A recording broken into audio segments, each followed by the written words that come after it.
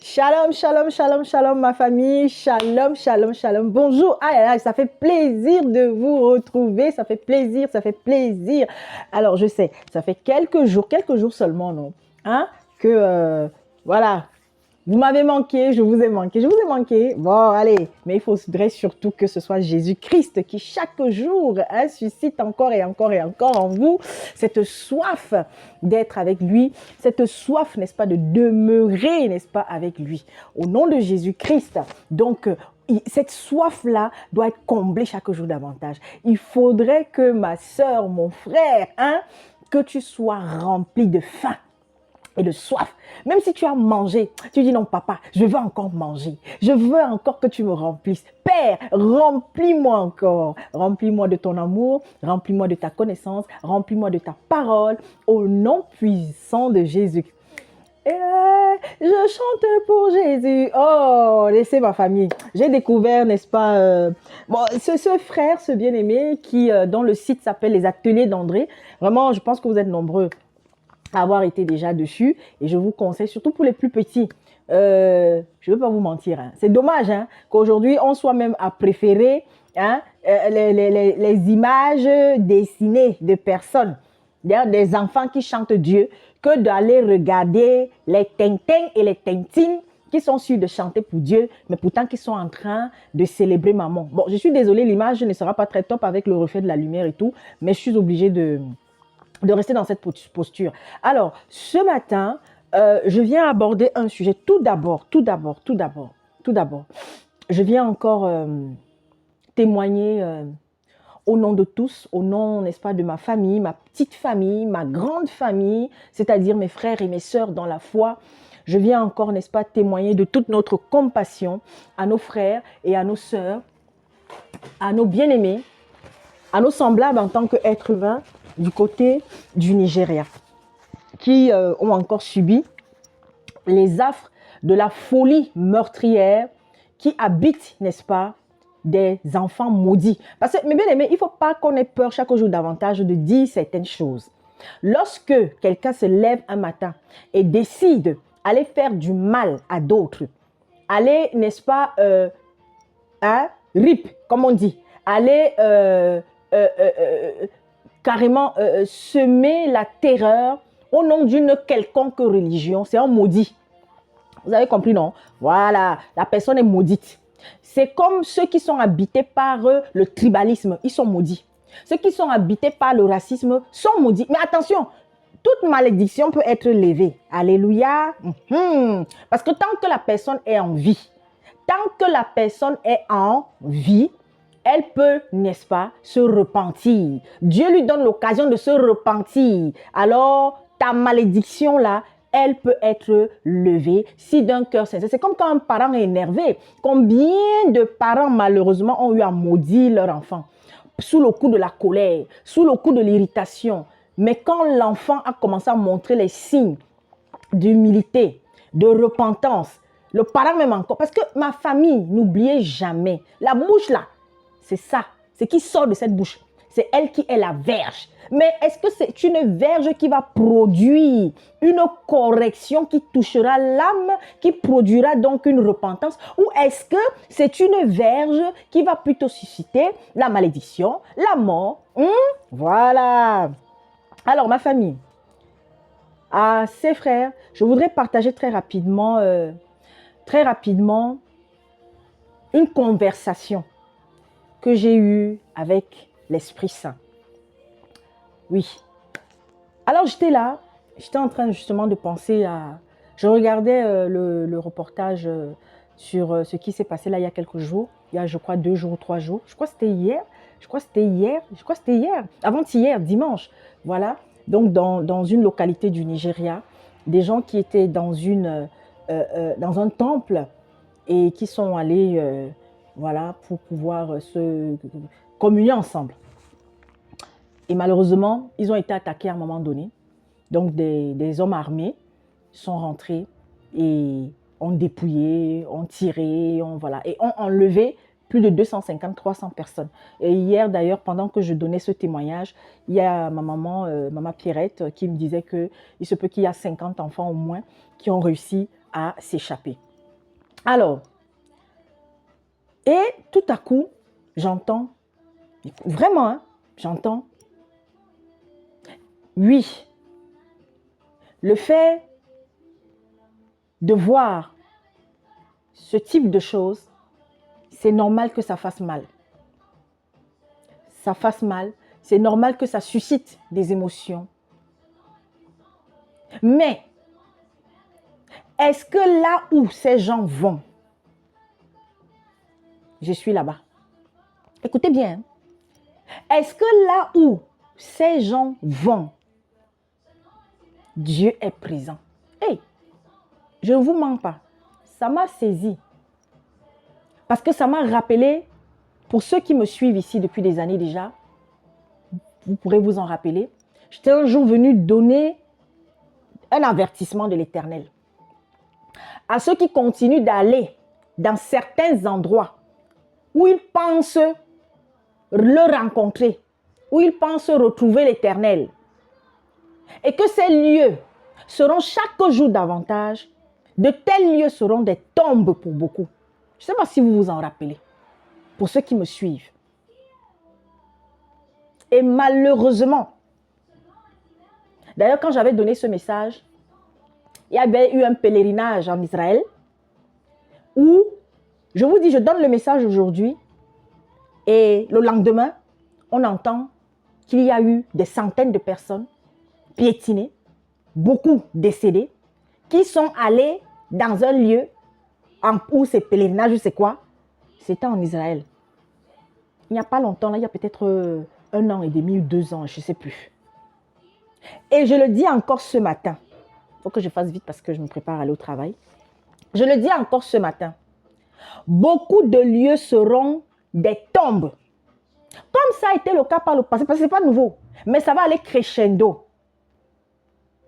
Beaucoup de lieux dits de culte.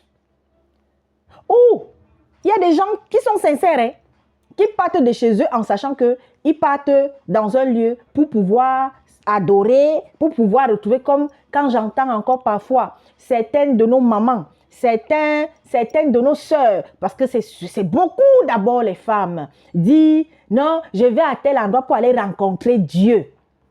Il y en a qui, parce qu'elles disent ça parce qu'elles sont dans l'ignorance. Il y a d'autres qui disent cela, hein, elles ont déjà entendu la vérité. Parce que entre celui ou celle qui a entendu la vérité, entre celui ou celle qui a été édifié, mais bien aimé, oh là là, devant le Seigneur, vous ne serez jamais traité de la même manière par rapport à votre ignorance ou non. Par rapport à votre orgueil, votre têtutesse ou tout simplement votre naïveté. Alors, je viens encore dire ici, voilà, nous sommes en fin d'année, non? Vous êtes en train de les voir, non? Vous êtes en train de les voir. Ça commence, ça recommence et ça continue. Oh, nuit de, traversée de, enjambée, je ne sais pas moi de quoi, et croisade de patati et de patata. Je m'en vais rencontrer Dieu. Ah, tel homme de Dieu arrive. Continuez de négliger les simples hommes de Dieu que vous avez dans vos nations.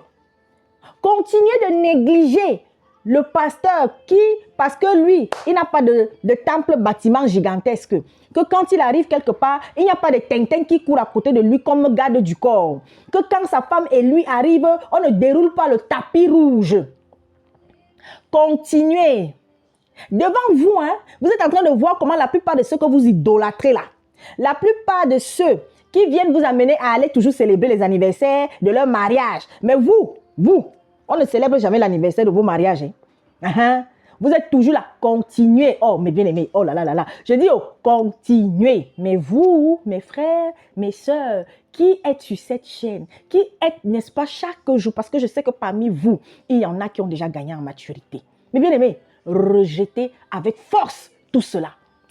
Vous savez, je disais encore à quelqu'un qui est un athée, tous ces derniers temps-ci, surtout dans le milieu professionnel où je suis, le Seigneur n'arrête pas de m'amener, dès que l'occasion se présente, à dire, c'est pas la religion qui sauve. Parce que vous tombez sur des personnes qui ne veulent même plus, qui ne veulent pas entendre parler de foi ou de chrétiens, ou parce que pour eux, il y en a de plus en plus. Et je ne suis pas en train de parler d'Africains, je parle même de Caucasiens, qui de plus en plus se rendent compte que non, la religion a trompé les gens. Et beaucoup, c'était leurs ancêtres qui sont partis ailleurs. Beaucoup ont utilisé la Bible pour tromper justement des nations. Et aujourd'hui, ce sont ceux-là dont les ancêtres ont été justement trompés, qui aujourd'hui maintenant à leur tour deviennent des trompeurs. Hein? C'est Tintin, pasteron du Congo, du Cameroun, de Côte d'Ivoire, du Nigeria, du Kenya, d'Afrique du Sud. On a trompé nos ancêtres en utilisant la parole qui était pure, qui est pure. On a détourné. Et aujourd'hui, ce sont nos propres frères maintenant, les fils de ceux qui ont été trompés, qui viennent maintenant de tromper. Donc, je fais juste une parenthèse. C'était dans ça. Je me retrouve là et l'esprit me saisit. Est-ce que là où... Parce que, mes bien-aimés, à un moment donné, j'étais là, j'ai dit, hé Seigneur, jusqu'à quand, oui, nous savons que la persécution de tous ceux qui se présentent comme des chrétiens, de tous ceux qui vont se retrouver pour pouvoir, n'est-ce pas, parler, pour pouvoir, n'est-ce pas, partager une communion fraternelle au nom de Jésus-Christ, sont et seront de plus en plus persécutés. Mais vous savez, quand la persécution aussi, n'oubliez, mais bien aimé, c'est biblique aussi. À un moment donné, quand sur un seul et même territoire, il y a tout le temps, mes bien aimés, les mêmes tragédies, il faut toujours vous poser une question. À un moment donné, après avoir été dans l'émotion, dans la douleur, dans la tristesse, en tant qu'enfant de Dieu, interroge le Saint-Esprit. Interroge le Saint-Esprit que papa, tout le temps, qu'est-ce qu'il y a même là-bas? Alors oui. Malheureusement, je ne parle pas bien anglais. Mais je verrai comment je vais déposer parce que j'ai un message encore pour... Parce que le Niger, j'avais donné un message il y a quelques années.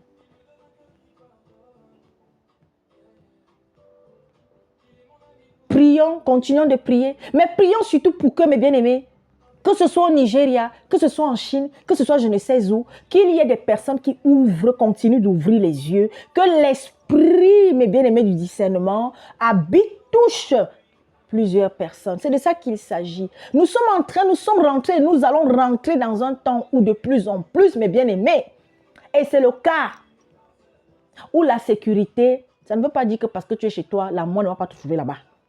Mais où les gens seront un peu plus en sécurité en étant chez eux, en adorant l'Éternel chez eux. Et quand le Seigneur te demandera de sortir, tu vas sortir. Il y aura toujours des hommes que Dieu aussi va susciter pour aller au dehors. Attention, attention. Mais si Dieu ne t'a pas suscité, si Dieu ne t'a pas appelé, si Dieu ne t'a pas envoyé, et si chaque jour davantage, là où tu pars, il n'est pas présent, là où tu pars, il n'est pas là-bas, le malheur finira par te frapper là-bas. Bon, j'étais venu rapidement déposer un message pour la jeunesse à nouveau. Hein, nous sommes sur Famille en Jésus-Christ. Oui, le monde bouge. Le monde bouge. Bouge comme jamais. Vous êtes en train de le voir, non? J'espère hein, que vous êtes en train de le voir. Et que plus que jamais, tout ce que Jésus a annoncé, tout ce que nos aînés tels que les Daniel, les Samuel, tout ce que, mes bien-aimés, ceux qui nous ont précédés et qui avaient reçu des révélations pour leur temps, pour les temps prochains, tout ce que Jean a reçu du Père, beaucoup de choses sont en train de se passer. Mais je voudrais encore prier, supplier beaucoup de nous qui peut-être en regardant l'actualité chaque jour sont dans l'angoisse, sont dans la peur, s'inquiètent même pour leurs enfants. Mais bien aimé, si chaque jour davantage, tu es en train de grandir, c'est-à-dire que ta foi grandit, parce que mes bien-aimés, la foi, elle ne doit pas rester là. Elle doit tac. Ta foi, oh Seigneur Jésus-Christ, doit arriver à soulever des montagnes. Et ce n'est qu'ainsi que tu vas gagner en assurance. Une assurance de plus en plus forte, de plus en plus solide, de plus en plus ancrée en Jésus-Christ, que même si la mort était devant toi, oui, peut-être que humainement, tu peux paniquer un peu. Humainement, tu vas peut-être, mais très rapidement, l'Esprit Saint qui est avec toi sera avec toi et va te conduire sur ce chemin. Si c'est ton jour, oh là là, tu seras comme Étienne et tu partiras avec le sourire, avec la lumière. Nous ne devons pas avoir peur du lendemain. Nous ne devons pas avoir peur du lendemain, même pour nos enfants. Prie sans cesse, intercède sans cesse, intercédons, supplions, déposons, mes bien-aimés, des supplications, non seulement pour nous, mais pour les autres également. Continuons de nous repentir des faiblesses que nous avons. Continuez d'être des transmetteurs, des courroies. Mais bien aimé, pour vos enfants, pour vos proches, faites votre part. Parce que nous sommes aussi dans les temps où les bouches doivent cesser d'être fermées. Où nous devons cesser. Mais bien aimé, vous êtes encore nombreux et nombreuses à vouloir toujours être seulement des auditeurs et des auditrices. C'est le temps plus que jamais d'ouvrir ta Bible, d'étudier la parole, d'être nourri directement. Oui, retrouve-toi avec des frères qui ont reçu la mission de t'édifier. Olivier, Armando, le Filâtre, Jean-Louis Gaillard, oh, ils sont nombreux. Mon papa Théophile, du côté du Cameroun, ils sont nombreux. Oui, le frère venant sur sa chaîne et tout ça, ils sont... Mais bien aimé, continuez d'être nourris, mais sachez que vous êtes appelés à gagner en autonomie. Et je ne le dirai jamais assez parce que c'est une des missions que le Seigneur m'a donnée. Encouragez d'abord les femmes, les jeunes filles, les jeunes garçons, mes bien-aimés, à chaque jour connaître qui est notre Père au travers de sa parole. Qu'est-ce qu'il attend de nous? Qu'est-ce qu'il veut de nous? Où est-ce qu'il va nous amener? Où est-ce qu'il veut nous amener? Oh Seigneur, est-ce que ce monde va continuer de rester comme ça jusqu'à... Est-ce que le mal va continuer d'abonder au point de perdre l'humanité? Ou alors, nous allons, n'est-ce pas, revoir le roi des rois, le Seigneur des seigneurs, le Sauveur, Jésus-Christ, revenir chercher ses enfants. Et comment cela va se faire? Encore une fois de plus, Apocalypse. Appuyez des autres livres. Menez une vie de sanctification chaque jour davantage. Vous savez, ce matin, je suis là comme ça et parle. Mais hier, j'ai été habité d'une colère. Bon, ça concernait mon travail là-bas. Et puis, je n'arrêtais pas d'entendre. Calme-toi. Je t'ai déjà dit de te calmer. Reste calme. Et puis plus tard, quand mon mari me dit, ma femme, tu sais quoi? Reste calme. Reste calme. La nuit, j'étais un peu perturbée, mais je me suis réveillée. Et j'ai demandé encore pardon au Seigneur de m'être laissé aller. Oui, c'est normal, on va encore connaître des temps pareils. Mais là, je suis en joie. En joie parce que je sais que je suis en train de faire ce que papa attend de moi. Alors, ce matin, très rapidement, je suis venue déposer un message pour la jeunesse. Ou pour toi, peut-être qui est dans cette situation. On va, n'est-ce pas, parler d'un sujet. Je vais l'aborder. Peut-être que je ferai une deuxième partie parce que là, mon temps arrive déjà aussi de devoir partir.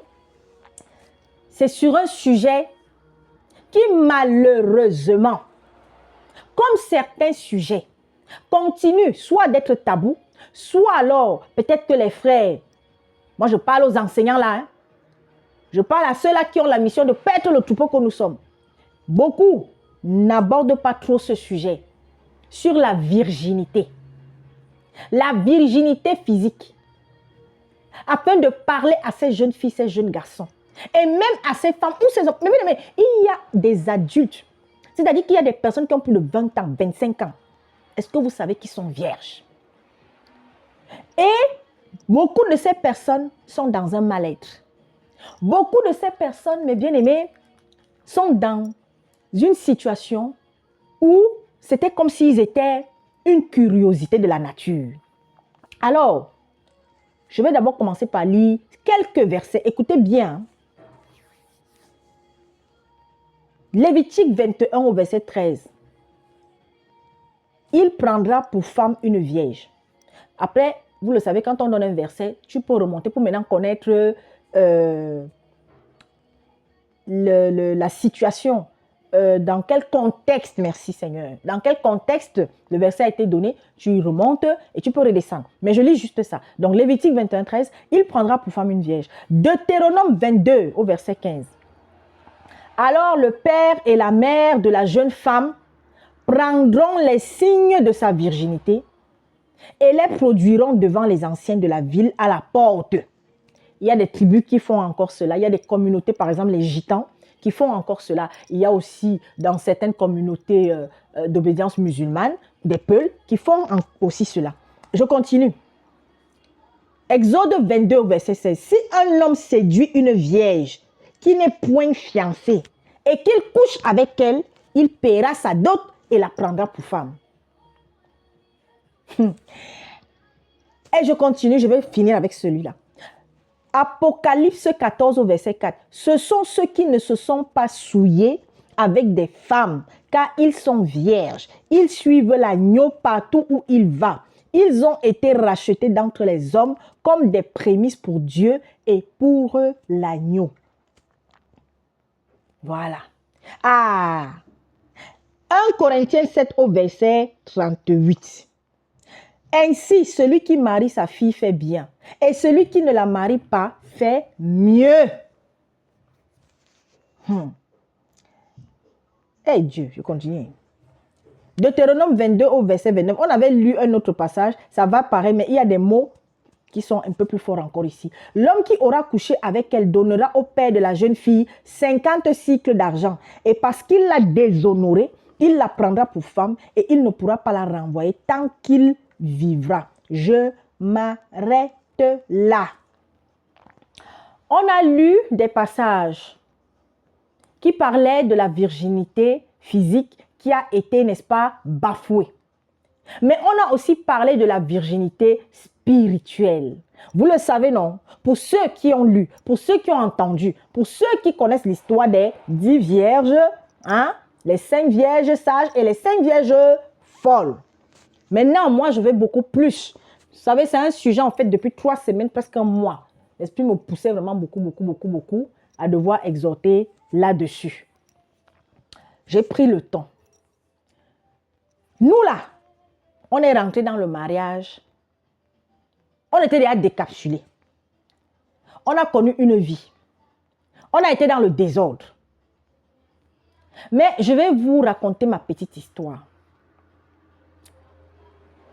Jusqu'en première, en vérité, je n'avais jamais véritablement connu de garçon. C'est-à-dire que j'avais encore ma capsule. Des petits flirts et tout ça, ok. Je vous ai déjà parlé dans une autre vidéo aussi où j'avais connu un drame étant enfant. Mais ça n'était pas allé jusqu'à ce niveau. Et puis, j'ai ma camarade qui a sa connaissance et qui m'avait déjà remarqué. Vous savez, quand moi j'étais au collège, je ne faisais pas mon âge. En fait, j'avais une allure plus mature. Et il y avait donc des personnes qui pensaient que alors peut-être si j'avais dans les 16 ans, on me donnait 18 ans, voire même plus. Par ma façon d'être, ma façon de marcher, ma façon, voilà, de me comporter. Et c'est ainsi que j'accepte de rencontrer la personne. Et moi, à l'époque, j'étais naïve parce que si vous voulez, pour moi, il était hors de question que j'ai un petit ami élève. Parce que pour moi, les élèves, c'était des petits bandits. Et la personne, bon, elle était déjà dans le milieu professionnel et tout. Et bon, la personne m'avait rassurée et tout et tout. Bon, bref, si vous voulez. Et puis un jour, on se retrouve dans la position que vous imaginez bien. Le message, là, c'est pour les jeunes. Hein. C'est pour les adolescents déjà même. Et c'est pour ceux qui ont au-delà de la période adolescente. Écoutez très bien. Alors, il m'avait mis dans des conditions morales et tout ça bien. Il avait donné tous les signes qui se souciaient de mon avenir et tout. Donc, il ne fallait pas qu'on se voit tous les jours et tout ça. Et c'est ainsi que, voilà, on va donc entamer cette relation et tout, quoi. Et Sauf qu'un jour, je me retrouve, on est voilà, chez lui, on est en train de causer, tout. Et puis, à un moment donné, voilà, il veut un peu aller un peu plus loin. Je suis résistante quand même parce que voilà, je ne suis pas prête et tout. Bon, il force un peu. Et puis, quand il finit par s'apercevoir que mince, donc en fait, on te voyait comme ça, on pensait peut-être que toi, quand on te voit, moi quand je te voyais, je savais que tu connaissais déjà les garçons et tout. Mais il faut savoir que j'ai été touchée, ça m'a choquée, parce qu'il y a eu un peu de forcing. C'est vrai qu'à un moment donné, quand il a vraiment senti que je résistais, il a arrêté, mais le mal était déjà fait. C'est-à-dire que mon cœur avait déjà été blessé. Bref, la chose, à un moment donné, n'est pas allée loin. Un jour, parce qu'après, je m'étais aperçue qu'il me trompait avec d'autres personnes. Et puis, j'avais arrêté. Pourquoi je parle? Parce que je vous dis toujours, lorsqu'on porte la parole du Seigneur sur un sujet, il est très important, si on a de l'expérience dans ce sujet, de la partager. De ne pas seulement être là pour réciter les versets. De ne pas seulement être là pour décortiquer, sans toutefois. Et c'est l'erreur que beaucoup de serviteurs commettent. Beaucoup d'enseignants, beaucoup de prédicateurs commettent. Il y en a beaucoup qui, quand ils abordent un sujet, et un sujet dans lequel ils ont humainement eu à vivre la situation, ils gardent ça pour eux. Mais si c'est une situation de laquelle tu t'es sorti, et comment, il faut partager cela. Alors ma famille, jeune fille, jeune garçon, tu es dans cette posture aujourd'hui. Il y a des garçons qui sont encore comme le jour où le maman les a accouchés, les a mis au monde. Tu as des copains, tu as des potes à toi. Tu les entends parler de leurs copines, tu les entends parler de leurs petites amies. Et des fois, ça te met mal à l'aise. Et quand tu restes, tu commences à poser des questions. Tu aimerais aussi, tu voudrais aussi. Laissez-moi vous dire, chers jeunes, laissez-moi vous dire, chères jeunes femmes, jeunes filles, cher monsieur, peut-être toi qui, jusqu'à maintenant, n'a jamais véritablement connu ce que c'est qu'une relation amoureuse, ce que c'est que l'acte sexuel. Et surtout, si tu as déjà donné ta vie à Jésus-Christ ou tu es en train d'expérimenter ta relation avec Christ. Et même si tu n'es pas un chrétien, tu n'es pas une chrétienne, mais tu es dans cette posture, laisse-moi te dire que tu n'as pas à avoir honte. Vous n'avez pas à avoir honte. Et chers parents,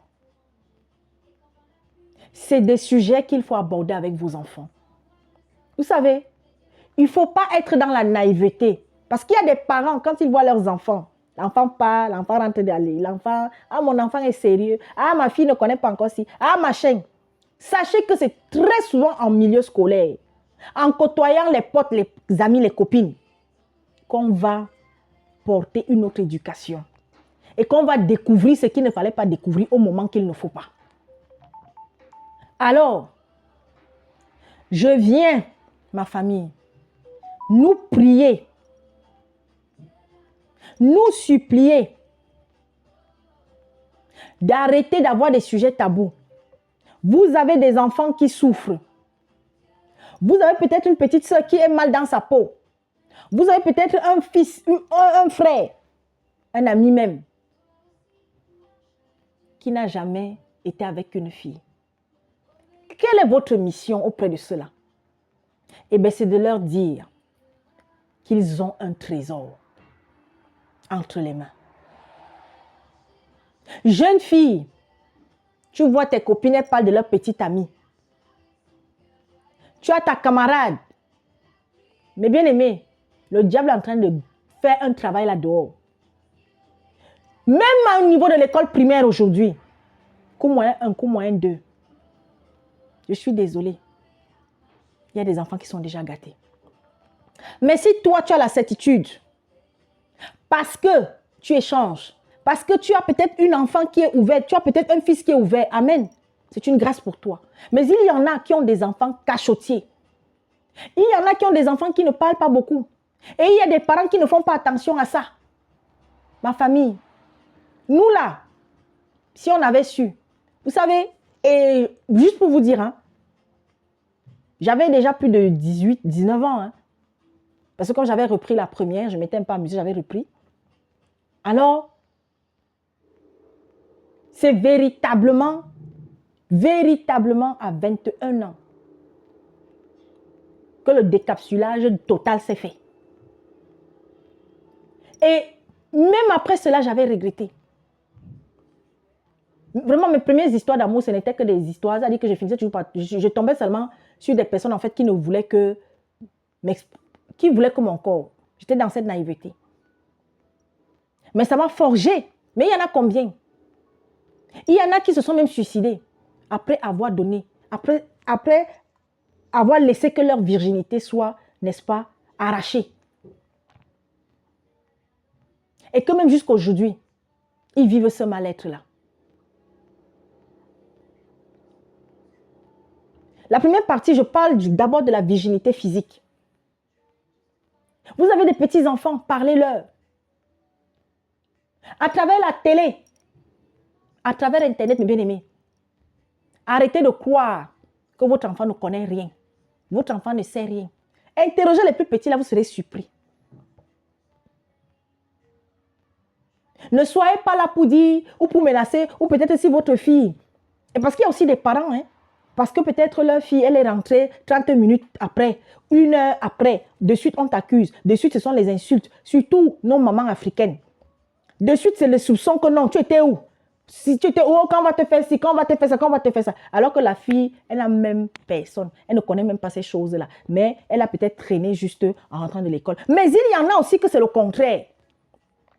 Soyez vigilants.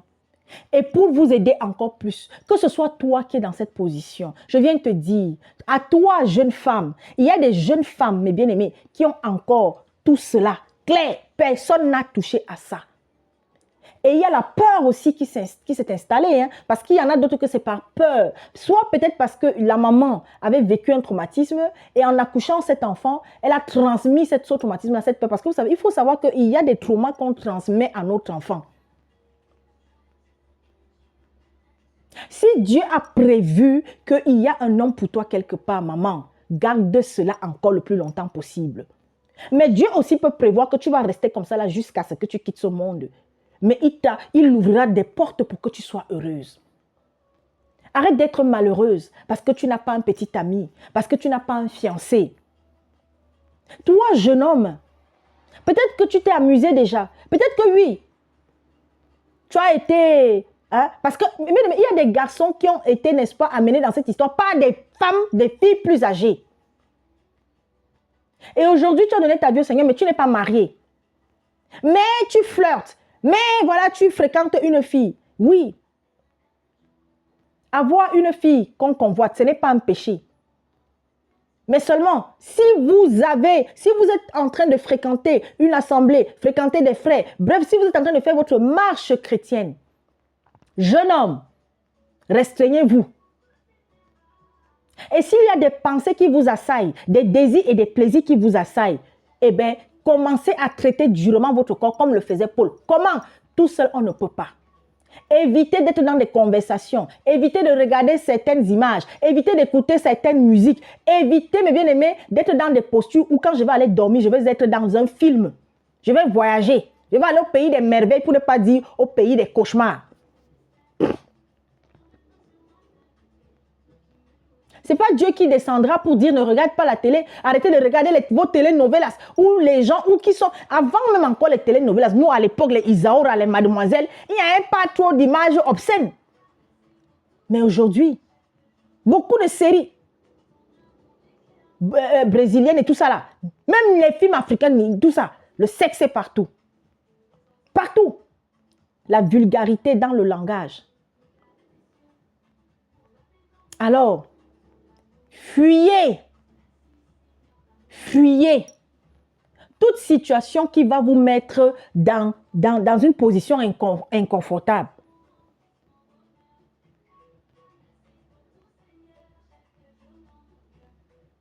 Il y a dans la Bible, je crois, ce sont les enfants de David, je crois, les fils de David, dont un va finir par aller coucher avec sa sœur, convoiter sa sœur. Je crois que c'est David.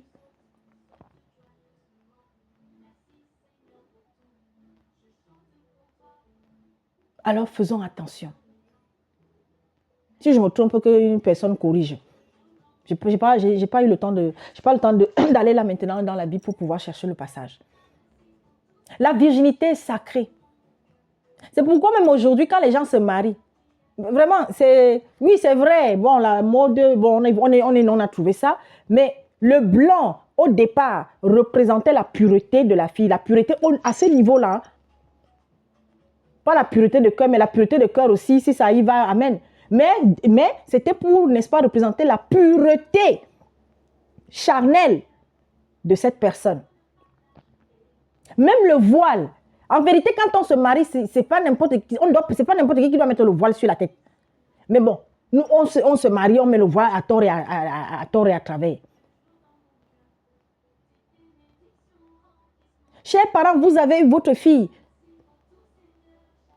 qui est encore toute innocente à ce niveau-là. Veillez à elle. Vous avez votre garçon qui ne connaît pas encore ces choses-là. Et que peut-être son cœur bat pour quelqu'un. Parce que, mes bien-aimés, ayez des conversations de parents et d'enfants sur ces sujets. Surtout les chrétiens là.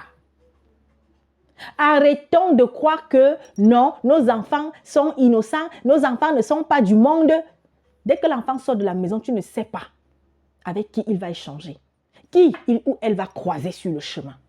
Combien de jeunes filles se sont faites par un tonton du quartier? Combien? Par même des amis à la famille? Combien?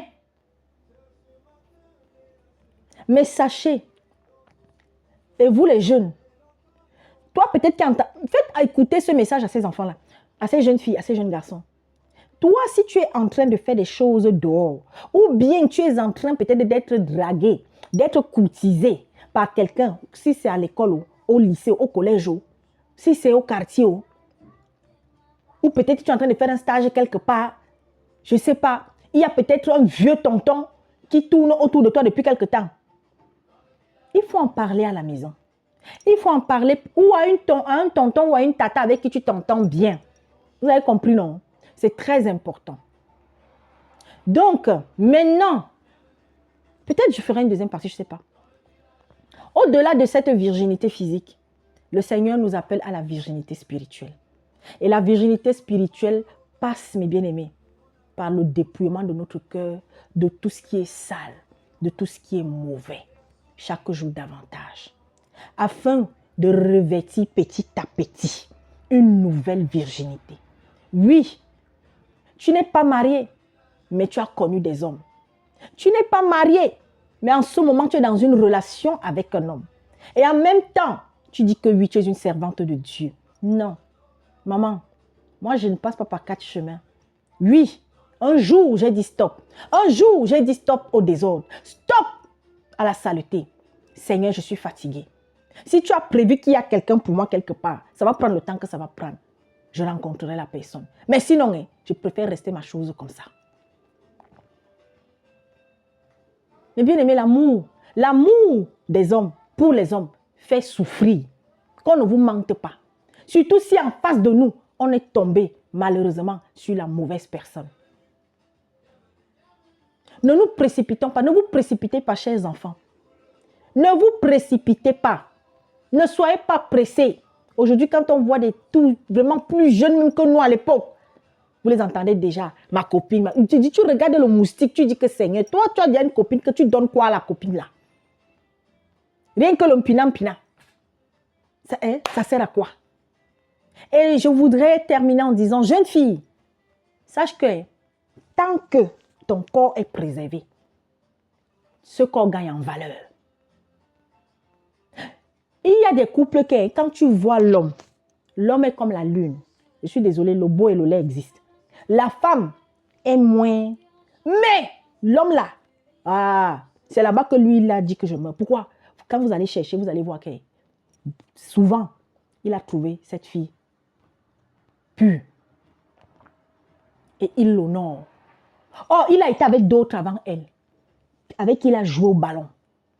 Ah oui, faites attention, jeune fille. Faites attention, femmes. Il y a même des femmes qui sont beaucoup plus mûres, beaucoup plus âgées. Mais bien aimées. Et c'est dans un âge très avancé qu'elles ont fini par donner leur virginité à un homme et qui ne les a même pas honorées. Alors faisons attention. Faisons très attention. Et il faut savoir qu'il y a des sectaires aussi là-dehors. Il y a des occultistes là-dehors. Il y a, excusez-moi, on sonne à la porte. Je vais vite. Excusez-moi. Donc, je disais qu'il y a des occultistes, mes bien-aimés, qui sont à la recherche justement des jeunes filles. Oui, allô? Ok, j'ouvre. Attendez. Là, c'est bon? Ok, je descends. Donc, voilà. Il y a donc des occultistes. Attendez, ne quittez pas. Hein. Il y a le facteur qui est là. Je reviens. On va faire la conclusion.